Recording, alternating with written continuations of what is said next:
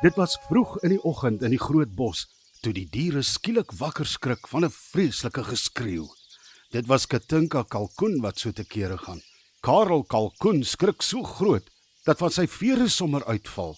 "Ag genade, Katinka, wat gaan nou aan? Hoekom sou jy so skree?" vra Karel en bewe nog.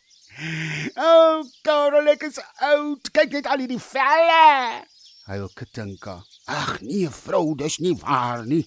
Ons is kalkoene.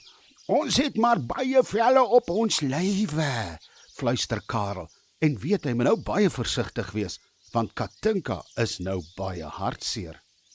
Soos die dag verbygaan, sien Karel hoe Katinka haar velle soms so aan mekaar skud en dan nog 'n snik gee. Karel dink en dink en dink. Wat kan hy tog doen om sy vrou beter te laat voel? Ja, hulle is nie meer jonk nie, maar sy weet mos, ons almal raak ouer. Wat kon die skielike hartseer bring? Karel besluit toe om met oupa Uil te gaan praat. Dalk sou hy weet wat met haar aangaan. Dalk het ouma Uil ook gesukkel met oud word. "My wêreld, ou Karel, maar dis lekker om jou weer te sien. Wat bring jou hier?" vra oupa Uil en skuif hom op die tak reg vir 'n lang sit. Is alles darm reg, Karel? Jy lyk nie vir my te lekker nie." "Oupa Uil," sug Karel kalkoen en laat sak sy kop. "Ek het jou hulp nodig. Katinka het die hele bos vanoggend wakker geskree. Die ou vrou is skoon die kluts kwyt. Sy het nou skielik 'n ding met oud word. Sy sê sy word oud en het vreeslik baie plooie. Wat doen ek nou? Wat moet ek sê?" "Het ouma Uil ook al so iets gesê?" vra Karel benoud, en oupa Uil kan sien hy is baie bekommerd. "Ag ou Karel, ja wat jong. Ouma Uil het al 'n paar keer my vere ook so laat uitval. Vrouens is maar baie meer ingewikkeld as ons mans as dit kom by hulle emosies en hoe hulle lyk.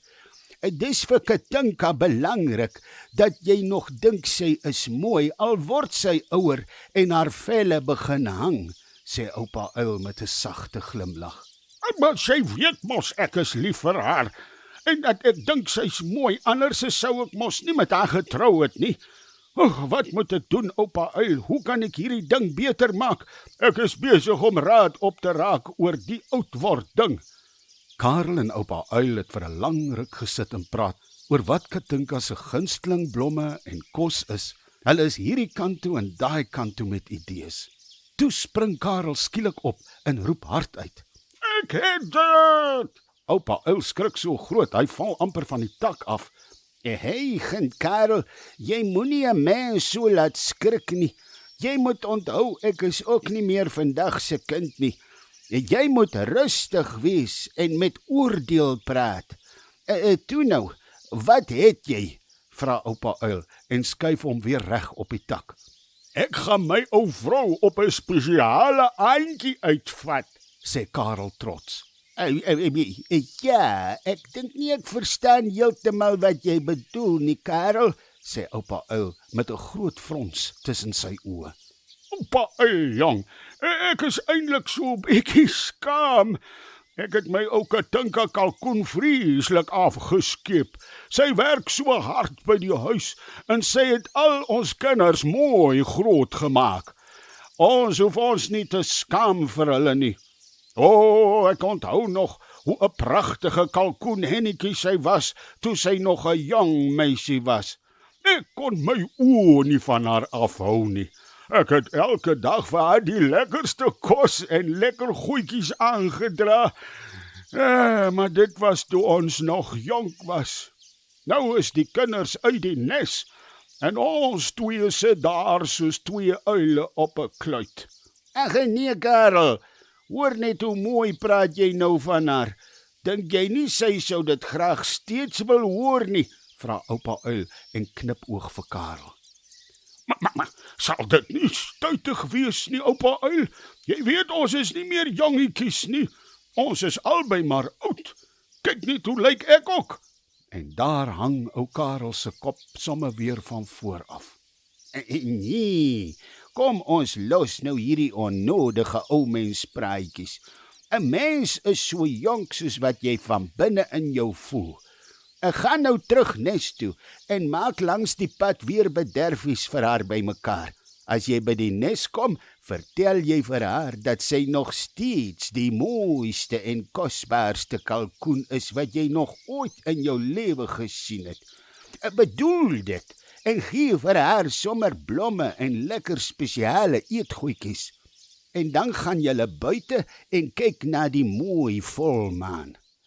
Sit jou vlerk om haar skouer en laat sy veilig en spesiaal voel. Onthou, as jy vir haar mooi goed sê en vir haar vertel dat jy nog net so lief is vir haar soos daardie dag toe julle ontmoet het en getrou het, sal sy dit glo en weer goed voel oor haarself, want as jy dit vir haar sê, sal sy dit glo, want sy vertrou jou. Karel Kalkoen begin sommer glimlag en hy staan kiertsregop. Ek sien, ek het geweet ek moes hier na oupa toe gekom het. Baie dankie oupa uil. Ek gaan alles doen net soos oupa uil vir my vertel het. Van daardie dag af het Katinka Kalkoen nooit weer gekla oor ouderdom nie. Sy het sommer so regop en trots gestap.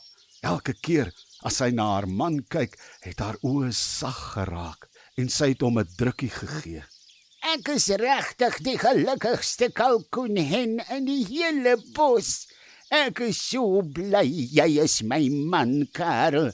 Dankie dat jy my oud word velle sommer so vir my mooi laat lyk. Ek moet darm sê, jy lyk darm self vir my op jou ou dag na die beste kalkoenhaan in die bos.